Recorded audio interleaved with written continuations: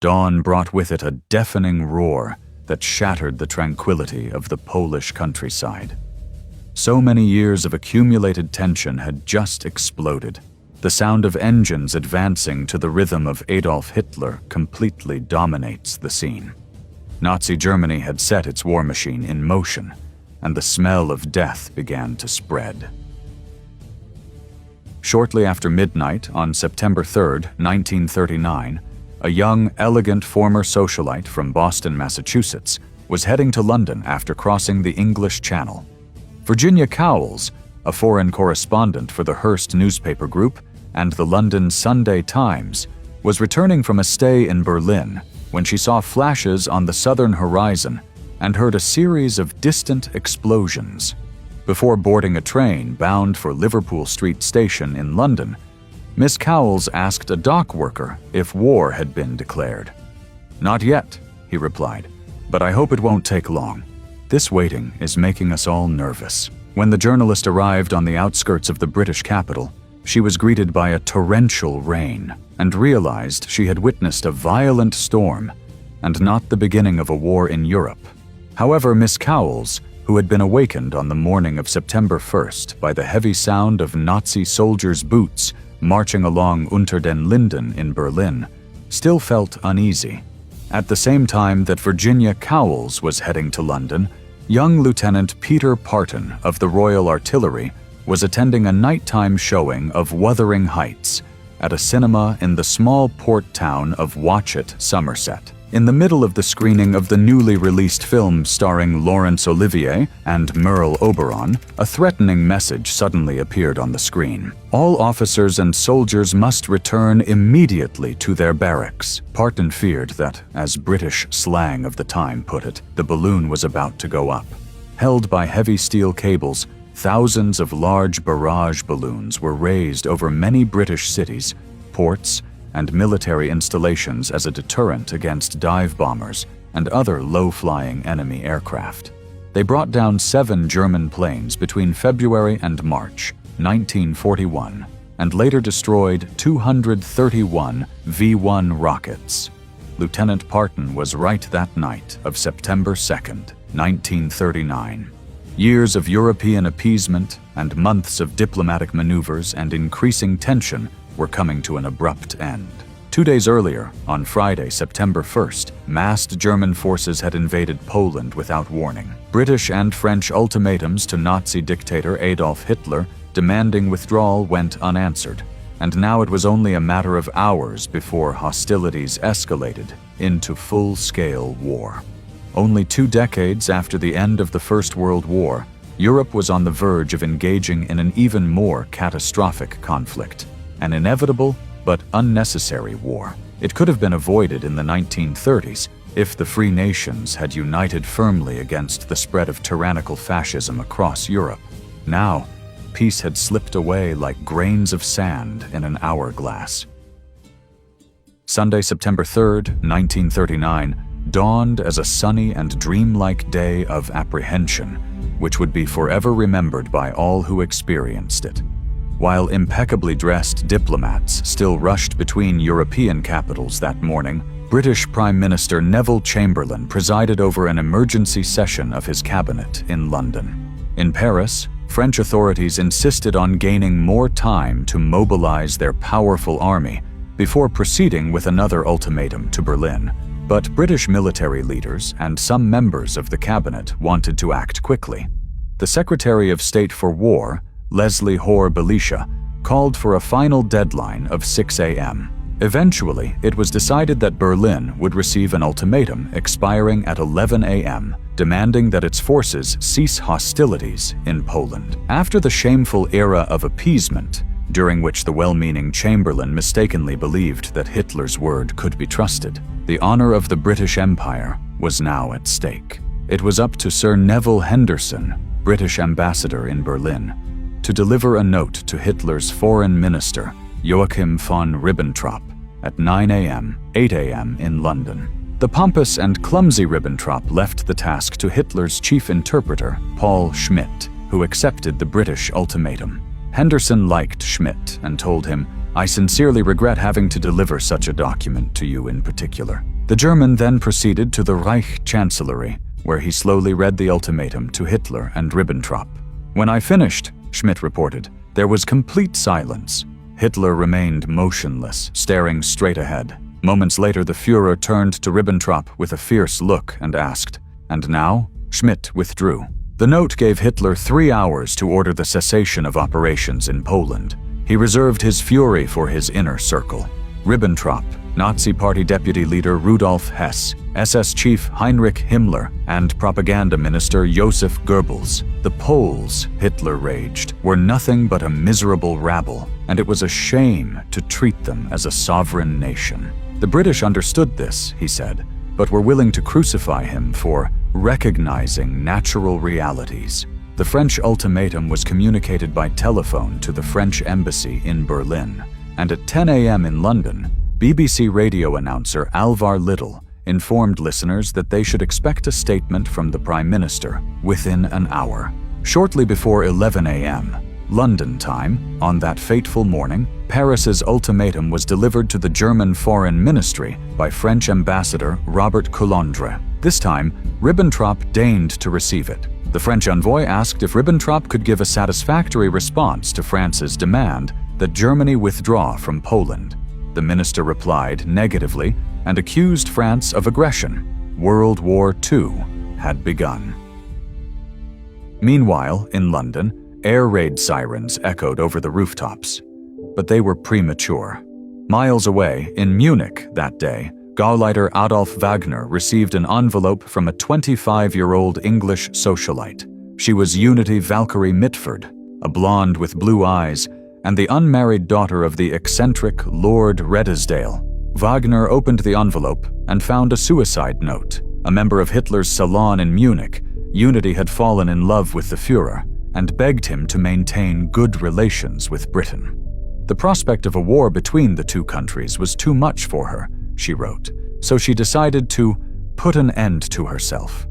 Hitler ordered specialists to care for her, and she was taken to a clinic. As soon as she could travel, Unity was sent back to England in a special railway carriage through Switzerland. 8 years later, she succumbed to the bullet lodged in her brain.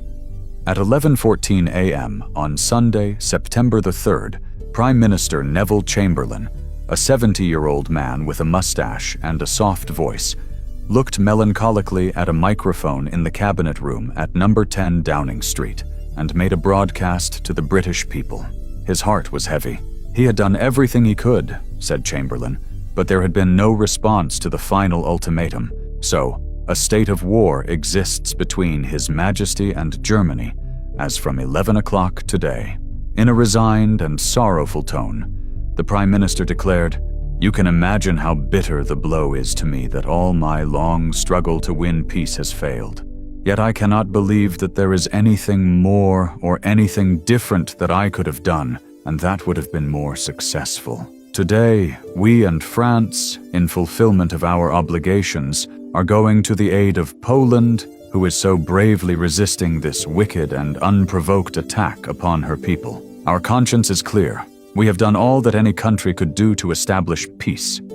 Chamberlain was courageously declaring a war he did not want.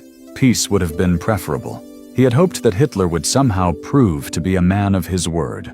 However, by early 1939, he no longer harbored many illusions about the Nazi dictator. In March, Chamberlain told a guest that Hitler was the blackest devil I've ever met.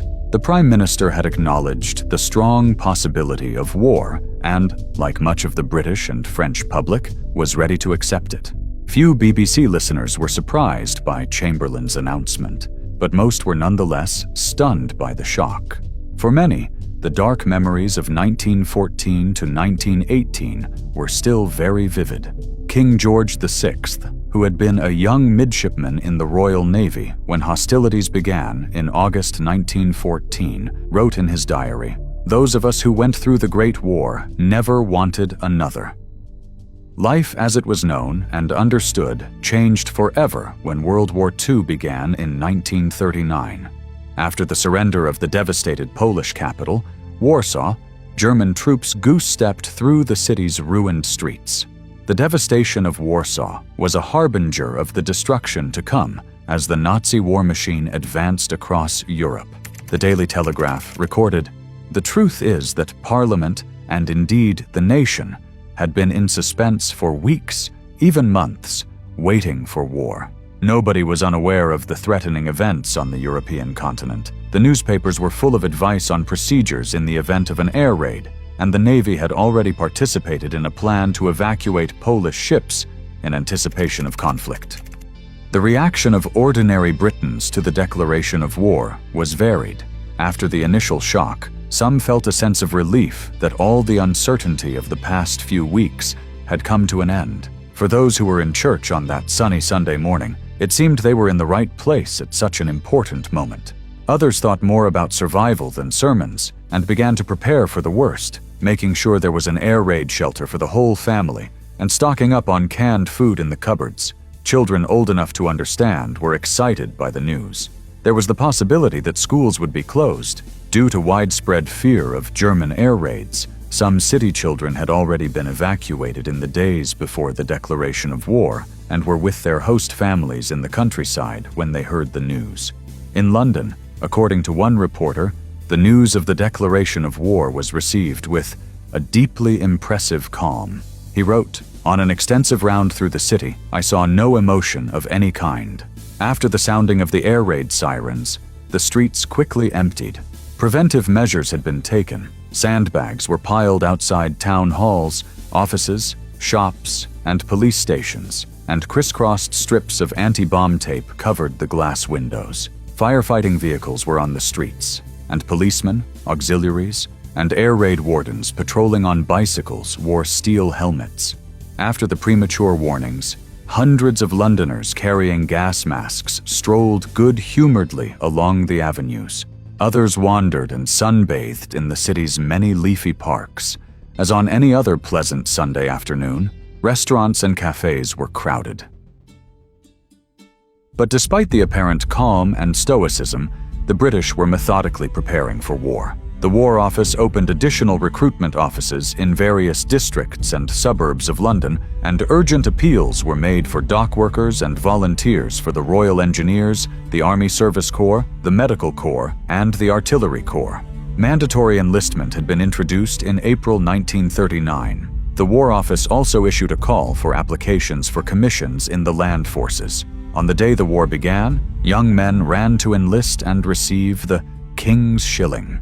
Outside the recruitment office at Scotland Yard, an enthusiastic group of men banged on the closed gates and shouted, "Open up, please! We want to join the army!"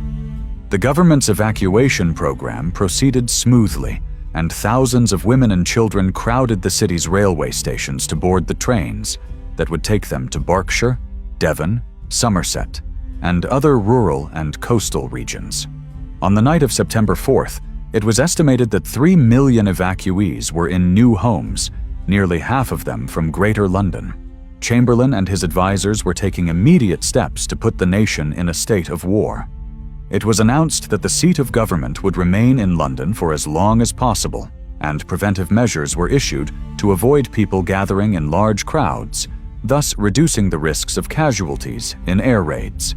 Instructions were given for the closure of entertainment centers, including cinemas, theaters, and indoor and outdoor sports facilities. Sea travel was restricted. Following a precedent from August 1914, the government declared that Monday, September 4th, would be a bank holiday, so that financial institutions could complete the implementation of emergency adaptation measures. The stock exchange was also ordered to close. Meanwhile, Whitehall announced that a food rationing program was in effect and would be activated within 2 weeks. The 5 food groups included in the system would be meat, butter, and margarine, bacon and ham, cooking fats, and sugar. In Paris, the French ultimatum to Germany expired at 5 p.m. on September 3rd. Meanwhile, across the Atlantic in Washington, D.C., President Franklin D. Roosevelt's secretary, Stephen T. Early, announced that a proclamation was being prepared to invoke the Neutrality Act, prohibiting the sale or export of arms and munitions to all belligerents. However, to prevent the law from favoring the aggressors, A proposed amendment had been introduced in the Senate on June 27th, proposing a system to benefit the closest allies of the United States, Great Britain, and France. President Roosevelt had no choice but to promise his people that he would keep the United States out of the war. Public support for isolationism was strong and loud. "There will be no blackout of peace in the United States," declared FDR. However, behind the scenes, he maintained regular contact with Britain, seeking ways to help without compromising neutrality. The distant British dominions responded quickly to the call of the motherland. Australia proclaimed a state of war 3 hours after Chamberlain's announcement, and Prime Minister Robert G. Menzies declared in Canberra, "The great family of British nations is now involved in a struggle that we must, at all costs, win. We believe in our hearts that we will win. We do not know what lies ahead or how long the journey will be, but I ask for calm, confidence, and determination." New Zealand promised the maximum possible support to Great Britain on September 3rd, and Prime Minister Michael J. Savage declared, "We stand unafraid at Britain's side. Wherever she goes, we will go. Where she stands, we will stand." Canada also committed to supporting Great Britain. After a 2-hour emergency session in Ottawa on September 3rd, the Cabinet announced that Parliament would meet at the earliest possible date, on September 7th. Prime Minister William L. Mackenzie King informed Chamberlain, "In the event of the United Kingdom being involved in war in an effort to resist aggression, the Government of Canada has decided, unanimously, that as soon as Parliament meets, it will seek its authorization for Canada's effective cooperation alongside Britain." Canada would officially declare war on September 10th, and the first detachments of the 1st Canadian Division departed for England in December of that year. In Cape Town, there was an intense debate on September 3rd about South Africa's entry into the war. Prime Minister General James B. Hertzog had adopted a policy of neutrality, but the opposition to his position became so strong that he was deposed on September 5th. He was replaced by Field Marshal Jan C. Smuts, who formed a new government and immediately declared war on Germany. A former Boer commander in the Boer War, who had fought against the British before becoming one of their most loyal allies, Smuts was widely revered and maintained a close relationship with politician Winston Churchill since the First World War. In 1941, he would be appointed Honorary Field Marshal of the British Army. Historians consider Poland the only nation occupied by Hitler where there was no collaboration between conquerors and conquered. It is estimated that around 5.5 million people died under the Nazi regime in the country, half of them Jews. Additionally, approximately 150,000 were killed under Soviet rule. Nazi propaganda portrayed the Poles as oppressors of ethnic Germans in the country and used this justification to subject them to the most brutal slavery. In response, Polish citizens organized one of the largest resistance movements within territory occupied by the Third Reich. Poland's suffering was the first glimpse of the terror of the Nazi regime. However, after the conquest of the country, several months passed before Hitler's next move. This maintained British and French hopes for a peaceful solution. That illusion, however, was shattered when the tanks of the Third Reich advanced through Western Europe. The Netherlands, Belgium, and finally France were the next targets. Help us keep this project alive here on YouTube by subscribing to the channel. Thanks for watching, God bless you all, and see you soon.